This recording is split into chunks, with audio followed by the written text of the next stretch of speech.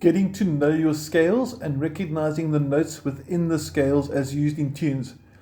Our first study, Gravity by John Mayer, we're going to look at this tune here, which I hope you recognize.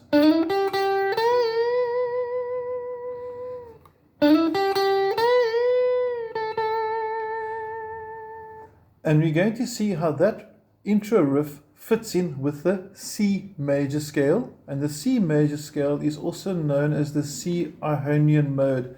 So your Ionian mode is your major scale. Now the scale should look and sound something like this. It's going to start with fret number 8 where C is found, and we're going to go.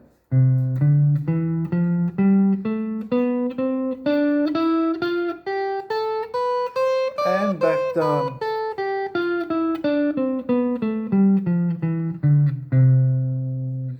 Now what's quite important over here is to observe the blue highlighted notes inside the scale diagram.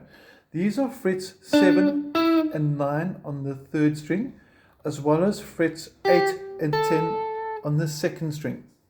Now those blue notes are the notes that are actually used for the tune. So if I take this and just play them, it sort of sounds like it's almost John Mayerish. Okay, so if I slide them, put a few bends in, I've actually got a tune. And the note that I'm bending is actually the next note in the scale. So I'm bending this note to sound like the next note in the scale.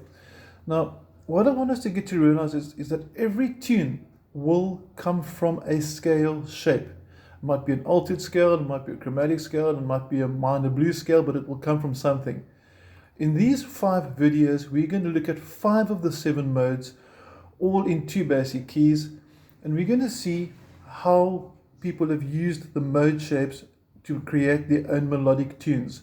Now, we're not going to go into tonalities and a lot of theory and things like that. We're just going to start, for example, on how the scales can be used as positions for starters, because this enables me to play anywhere on the guitar neck in any key, and that's what I want to do. I want to go, and then I want to suddenly go here, and I want to still be in the same key. So if I want to improvise and I want to go,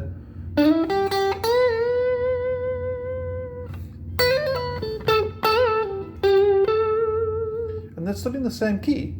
And if I want to improvise from there further,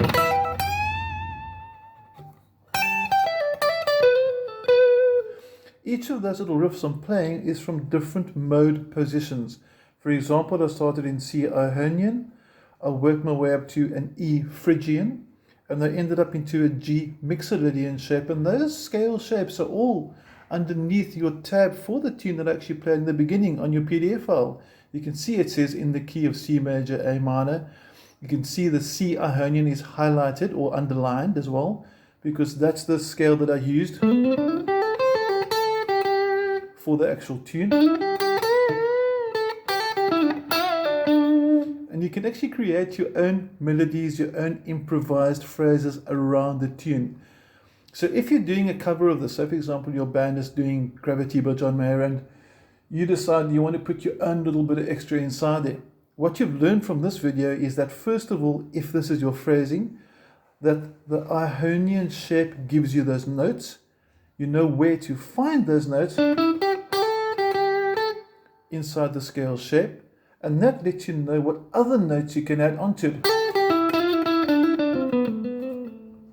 And that's quite cool, because now I'm not restricted to having to pre-work out a set solo, which I can forget. If I want to put a bit extra in, I can. I've got that freedom to take the music in any direction I can. So this is a very useful tool. So to summarize, get to know your scale shapes, and then be able to recognize your notes, where to find the notes of the actual riff you're playing with inside the scale. And the nice way to reinforce that maybe is to take the scale again and then play those notes louder so you know where they are. And then take the phrase and then try and build little phrases from those 4 notes, and then gradually improvise and add on your own embellishments, your own little extras around that. So You know your scale shapes. There's going to be 5 in total. These are the modes. I hope you enjoy the study, and we're going to see you with the next study, which will be a different band altogether, and have an awesome day. Thank you.